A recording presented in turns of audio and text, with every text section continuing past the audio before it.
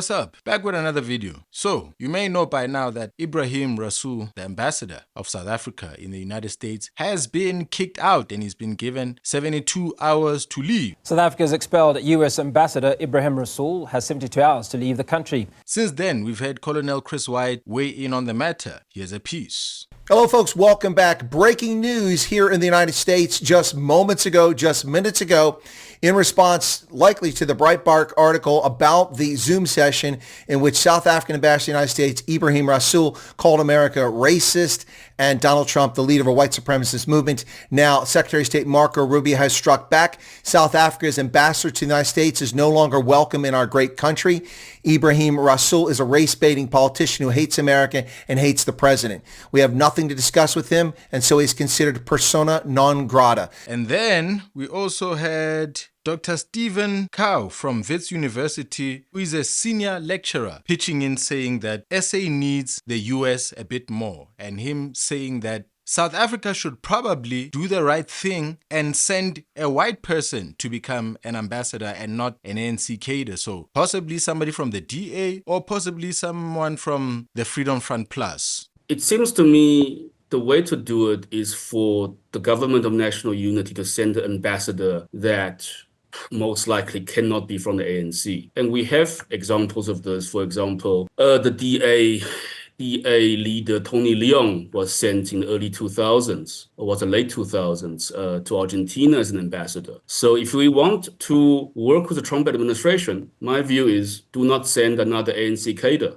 Send somebody from the DA or send somebody from the Freedom Front Plus. They are part of the government and they are patriots and they need to advocate for South African foreign policy. That's my view. Then that way, there will be some peace between South Africa and the United States. So if that is a chess move that is being suggested, if that is what the United States would want at the current moment, it really does put the ANC in a tricky position, because that's a chess move, ain't it? But you go listen to the rest of the Dr. Stephen Cow yourself. We are here to listen to Zwelinzima Vavi, who's weighing in on the matter, saying that he sides with Ibrahim Rasool. He sides with him speaking the truth that he feels needs to be spoken at the current time, while also reaffirming that South Africa does need a relationship with the United States. However, there's matters of difference that will just have to remain different. You understand? If the South Africans feel that the United States, with the aid of Israel, is killing many people and such should be called to order, then the South Africans really feel that in the true spirit of justice and fairness that we thought the United States actually represents, we feel that we can state it, and so they've stated it. However, me in these videos,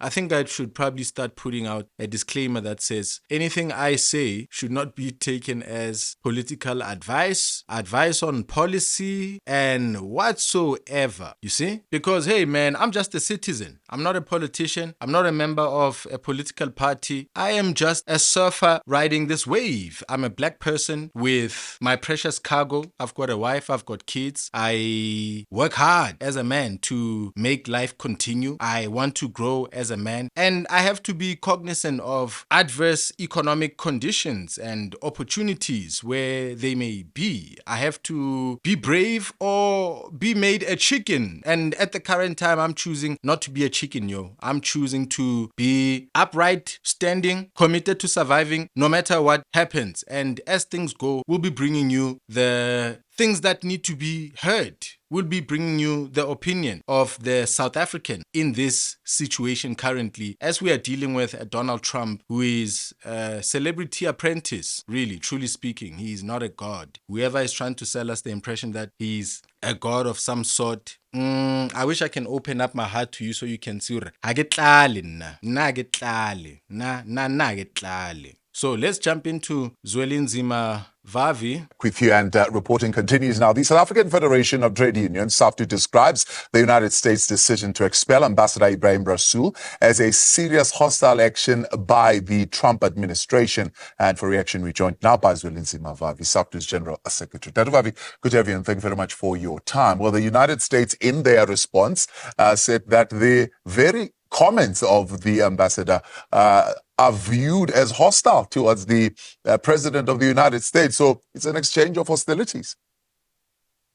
Well, firstly, let's once again, on behalf of SAFTU, reject in totality the decision of the United States Secretary for International Affairs, Marco Rubio, and as well as the President of the United States, Donald Trump, to expel the ambassador of South Africa and to declare him a persona non grata in that country. This is have no reason whatsoever that they can stand and explain, except to hide behind the nonsensical statement that he hates America and he hates its leadership. That's not the case. If you have listened to the interview, the input that Ibrahim Rasool made to the Mapungubwe Institute, it's quite clear that he was analyzing a phenomenon, the rise of a white supremacy tendency in the United States of America's politics, led by Donald Trump. And if I was him, I would have said that there's a rise of neo-fascism.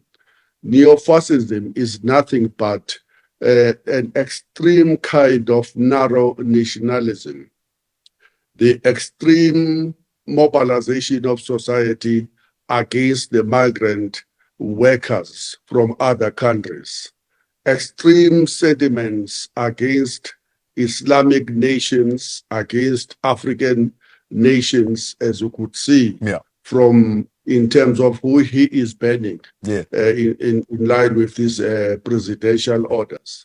But Donald Trump would say he's been given overwhelming mandate by his people, his constituency who voted him in power to exercise.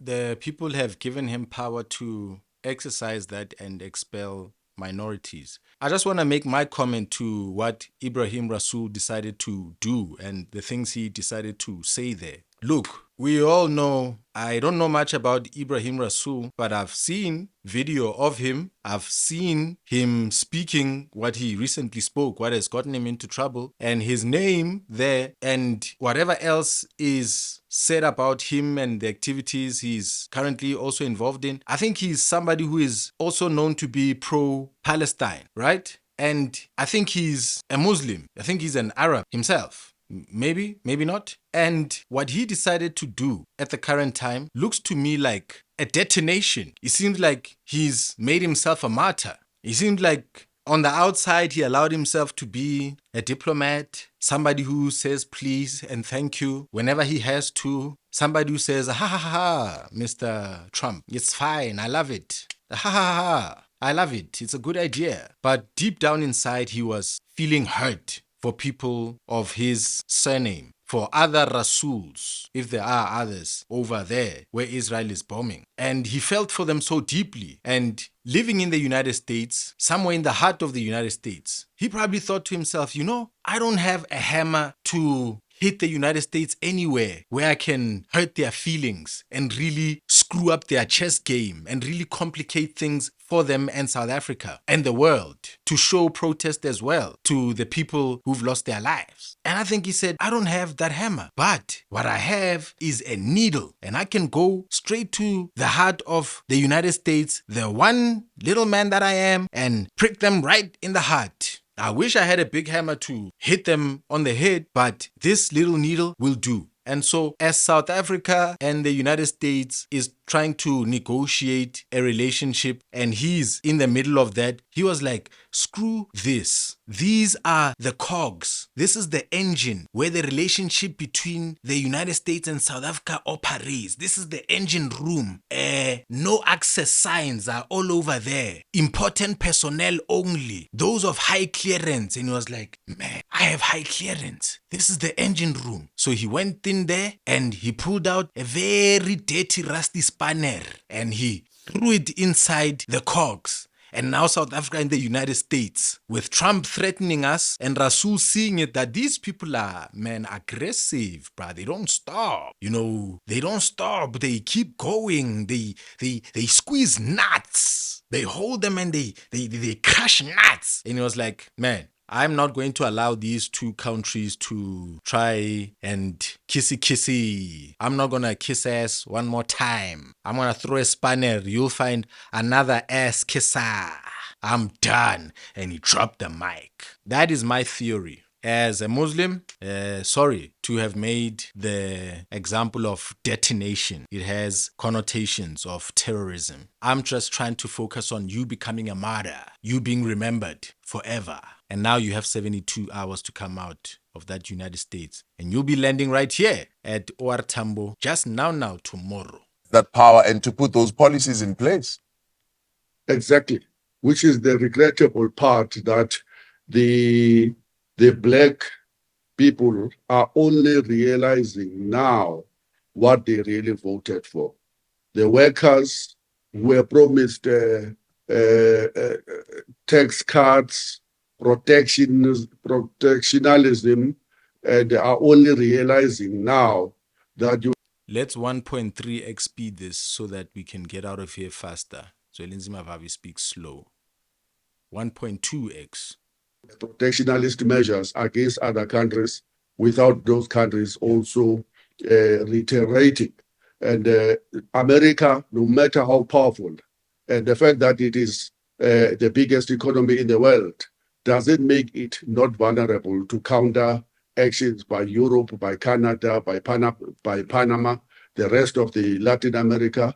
And if we were more organized in the African continent and uniting with the Asian countries, we could cause them serious harm, even though they are the biggest economy in the world. Yeah. We We shouldn't be kowtowing. We shouldn't be capping and bowing to extreme white racism, in particular when he is brewing it here in South Africa. We shouldn't be really hiding under our tables and not call neo-fascism what it is. At this moment in time, Q here, there's a creator by the name of The Summer Sambit who went and spoke with Colonel Chris Wyatt. And he had a presentation to make where he said that I am so thankful to Donald Trump because he has saved us from our own foolishness. I've never seen something so pathetic in my life. What prompted that? And can you give kind of a synopsis of what the video was? Because not everybody saw the video. So the basic summary of the entire video is me basically telling the audience on why Donald Trump saved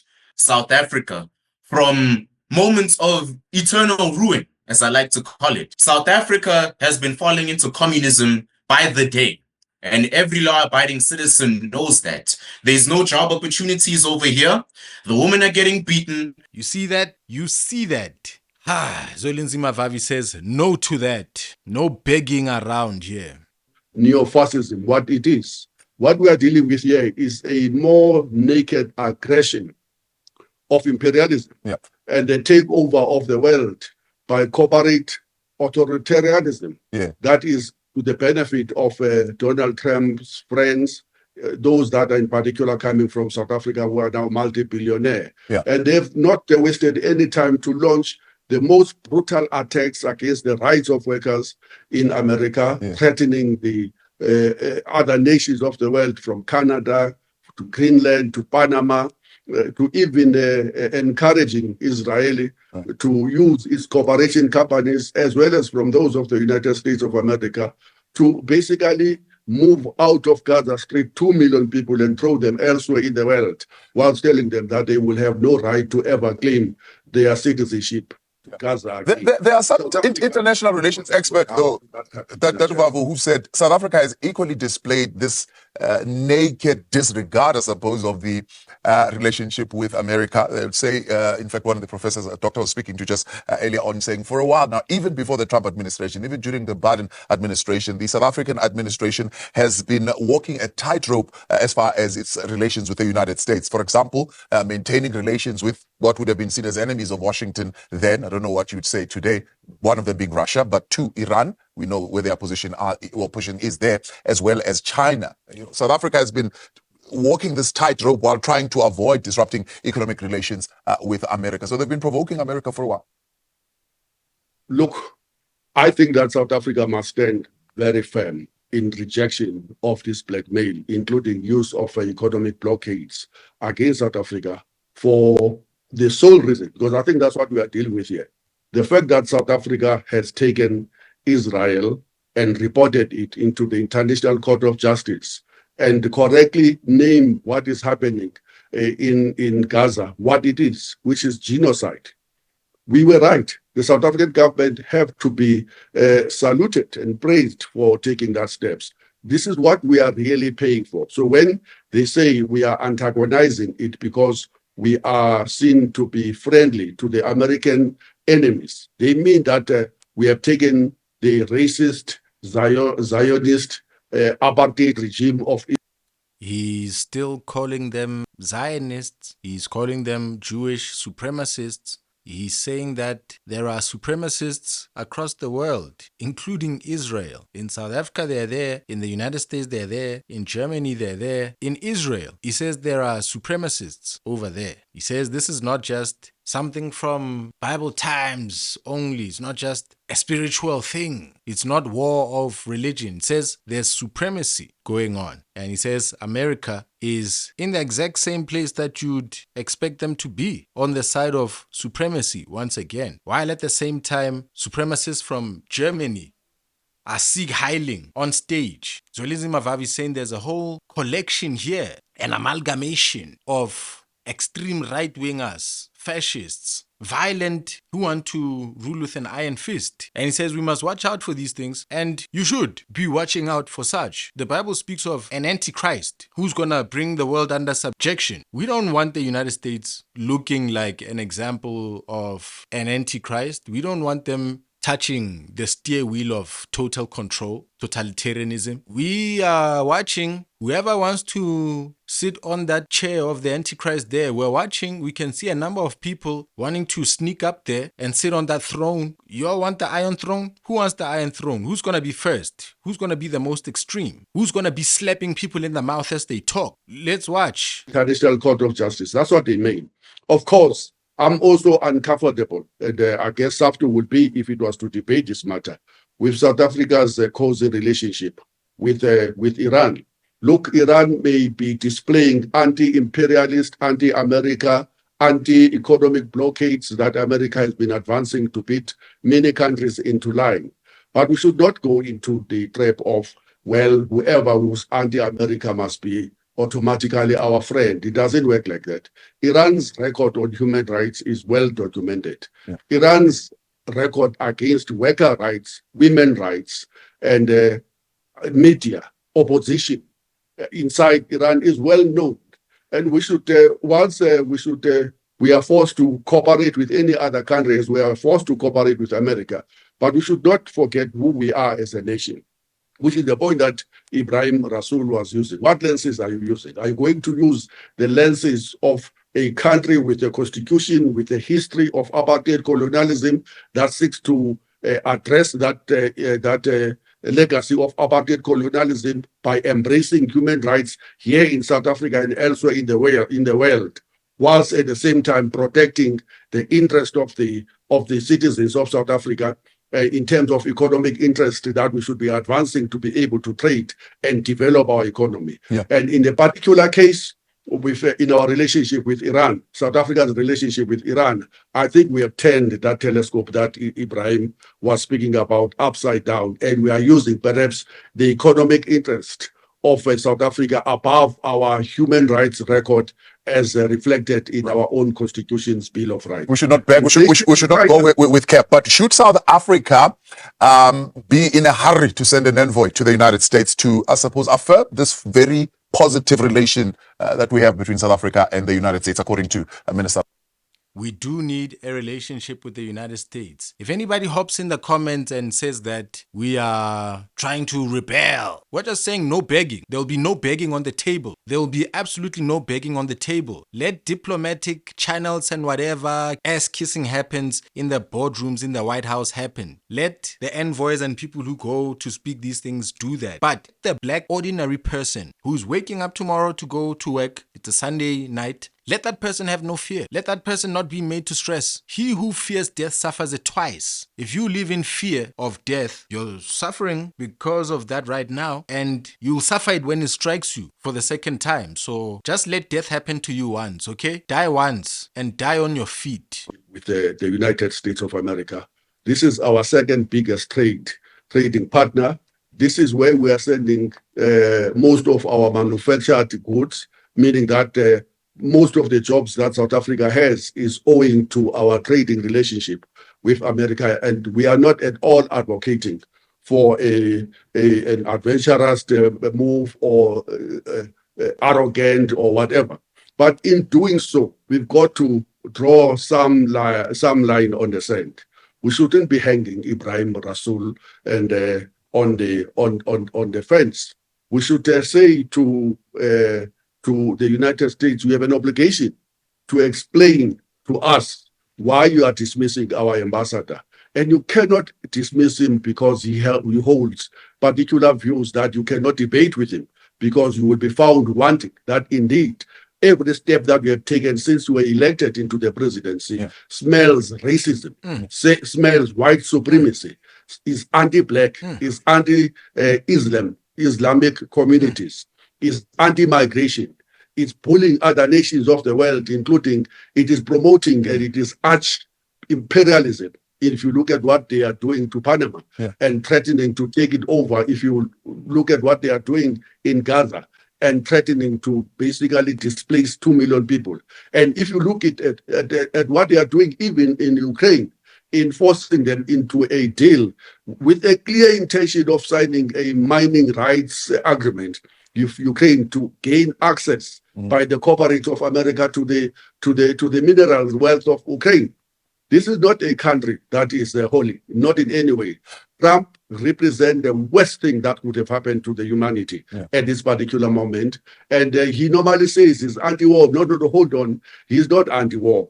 He's using the peace ticket in order to beat everybody, to lie, to bully everybody, and to impose his corporate will. And that's why his friends have become so rich after he has been elected. They've become even more multi-billionaires than they were, because he's doing everything that he is to create environment for them to prosper, and by moving into other countries in an unrestricted manner to advance the interest of corporates of the United States, in particular, of his friends, the likes of Elon Musk and others. Mutual respect and willingness to engage in constructive dialogue could have been something I suppose the Biden administration would have opted for. But issues are different now. It doesn't seem that the Trump administration is interested in that more than it is interested in transactional diplomacy, where Trump wants to win and come at the top and get, I suppose, what he wants to get. So will the efforts of South Africa to try and get some kind of conversation going yield any fruit? I wonder. If you listen to the guy who's preferred to be the next ambassador of South Africa, who's also a South African descent. So here are the demands that are going to be made. He's saying that this is what the United States wants in order for South Africa and the USA to continue. So this is the place where we might tear. And for the tear not to happen, there's a panic happening in the background to send out somebody from the DA or somebody from the Freedom Front Plus, so that Trump can go and say, look, brother to brother, man, let's make this situation look like it was going to fall off the cliff, but we've brought it back now. We will say that because we white brothers met, everything is now okay and South Africa has been saved from the brink. You know how TikTok was threatened with banning because it's a Chinese social media, and for like 5 hours the app actually said you are not able to access TikTok anymore as it's been banned in the USA. And then Trump comes in and they just flick the switch again and all returns to normal. The people in the US are on TikTok, and it's supposed to look like Trump has saved this. I think it was the Biden administration the whole time, of course, that has been threatening to switch off TikTok. And so Trump came in, and now it looks like he switched it back on. I think that the American people were just being played over there, man. I think governments, the powers that be, the deep state, the billionaires, they play tricks. And there's a trick being proposed here. Send Groenewald to go be ambassador, and things will be made right. Things will continue as normal. And we will tell everybody, you've been saved. It's quite very clear what the United States of America wants from South Africa. And what they want is basically bolstering what the extreme right-wing groups like AfriForum and Solidarity, or even the Democratic Alliance for that matter, they are very, very straightforward. They're saying, cut the relationship with Palestine. Drop that case in the ICC. Don't talk about genocide, even though 61,000 people have perished since 7th of October, more than a year ago now. Drop this Bila Act. Don't talk about access of black people into the Afrikaner school so that they too can have their languages protected. Stop any talk about expropriation without compensation. Allow the existing property relationships in South Africa to remain. Don't do anything about the fact that the 1913 Land Act put the majority of South Africans, indigenous population. They're saying turn into libertarians. Be a hands-off government. Let things as they currently are remain as they are. You go and arrest criminals. Let the people and corporations rule. Indigenous population into 13% of the land, whilst giving 13% of the population 87% of the land. Do nothing about that. And do nothing about any kind of transformation. Don't talk to us about black economic empowerment. And don't talk about us affirmative action. Drop all of that. And that's exactly what, by the way, they are doing in America. They drop all of that. Don't talk to us about labor rights and protection of the environment. Just allow corporates a further power to do as they wish in the name of development. If you bow to our demands, then we will list you again to the to our good books, or to the books of the good boys in the African continent. But as long as you are still talking about this transformation nonsense, they call it, we are going to bully you, we are going to promote AfriForum, we are going to expel your ambassador, we are going to bully you into submission. I don't think that South Africa is so powerless that it must admit to that kind of blackmail. So goes back to the point that I was making some shortcuts on Friday in my talk to say, the reason why we are finding ourselves here is because we allowed the existing economic interest to remain intact, to retain their interests that were accumulated through apartheid and colonialism. And in doing so, we have fed the very root of racism, and including imperialism. And that's what we have done. Had we nationalized these mines, had we not privatized ISCO and Sasol, had we retained our ability to develop the steel and to manufacture our minerals in South Africa, beneficiate and building secondary industries, have we prioritized economic relationships with the Southern African region and the rest of Africa, had we prioritized developmental relationships with the rest of the South, Latin America and Asia, that is going to be beneficial to all of the parties involved, we would not be finding ourselves where we are with the cap in power. Let's leave it there. Much appreciated. Thanks for coming on. Zwelinzima Vavi, SAFTU. Ladies and gentlemen, that's it. Keep your eyes open. There are things happening. It's not all for play. It's not all play. There are serious threats and potential consequences over here. The United States is a powerful country, but God is more powerful. I'll leave it there. Like, comment, share, and subscribe. We remain on our feet. We don't beg, and we let the politicians decide if they cut and stop talking certain things as the US is forcing them to do. That we don't have an option with, but our own minds, our own chest, we hold it high. I'll see you next time.